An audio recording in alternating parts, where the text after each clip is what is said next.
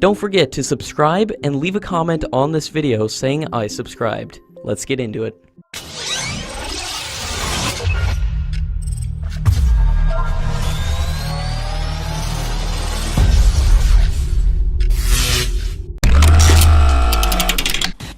The Deputy Chief of Air Staff has said that the Indian Air Force plans to have at least 18 squadrons of indigenous fighter jets by 2032.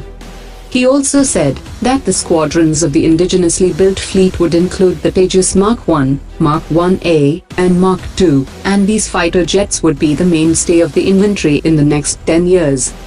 He also informed that the Air Force has already released a facility to the Defense Research and Development Organization to start work on 2 AMCA technology demonstrators.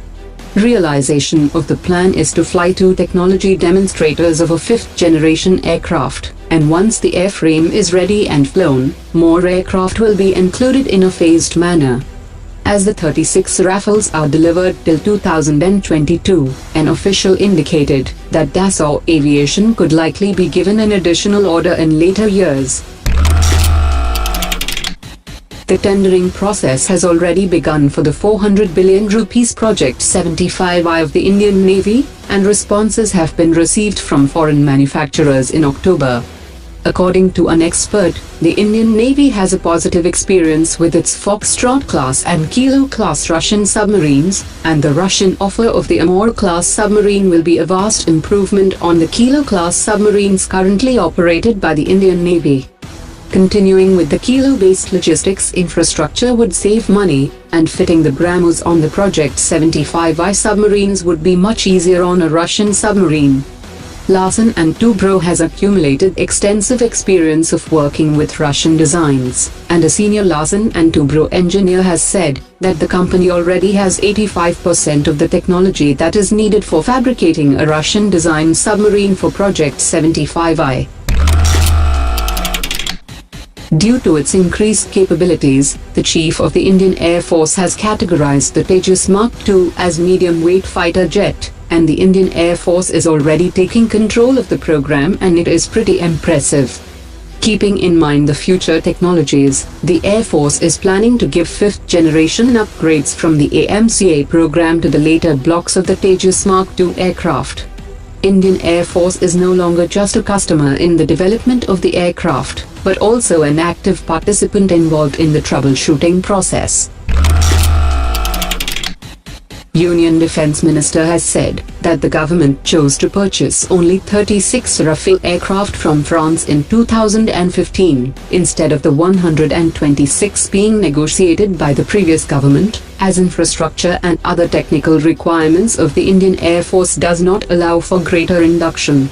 The minister also said that asking Russia to not make rifles with the Adani Group was not a violation of the government policy to promote defense manufacturing in private sector. When it is an intergovernmental agreement, and India has the existing capacities for producing the rifles through Ordnance Factory Board, the government would prefer to have them produced through the Ordnance Factory Board.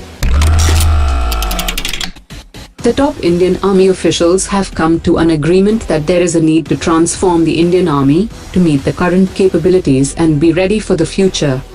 The agreement was reached at a high-level meeting between the Chief of the Indian Army and his top commanders in New Delhi to discuss the 4 ongoing internal studies on the major transformation exercise. Kalyani Strategic Systems Limited is developing a light specialist vehicle for the Indian Army. Several variants of the light specialist vehicle to suit different mission requirements are being developed. The light specialist vehicle is designed in such a way to make it transportable in a Chinook helicopter, and a C-130 Hercules can carry 2 light specialist vehicles. The Minister of State for Home Affairs has said that the Home Ministry is planning to relax the minimum height requirement for people from the Nepalese community in India to join the paramilitary forces. The Nepalese community has played a very important role in the Indian culture, and because of their enormous contribution, the government is proposing to relax height requirement in paramilitary forces. India's Parliamentary Committee on External Affairs has recommended that the government should continue to monitor the border with China The committee also recommended that India should continue to improve the military infrastructure and equipment, and to prepare our security forces to respond appropriately. Saab Group has appointed the former Gripen test pilot and the head of Saab Malaysia as the new chairman and managing director of Saab India Technology Private Limited. His appointment of country head reinforces Saab's long-term commitment to the Indian market, where a high degree of Saab activity is currently underway. He has logged more than 2,500 flight hours on different Swedish fighters including Draken, Viggen, and Gripen, and many other combat aircraft. As India conveyed its disappointment in Nepal over the last-minute withdrawal from BIMSTEC multinational military field training exercise, the spokesperson of Prime Minister of Nepal has said that this is a small incident and should not have any negative consequences on its relationship with India.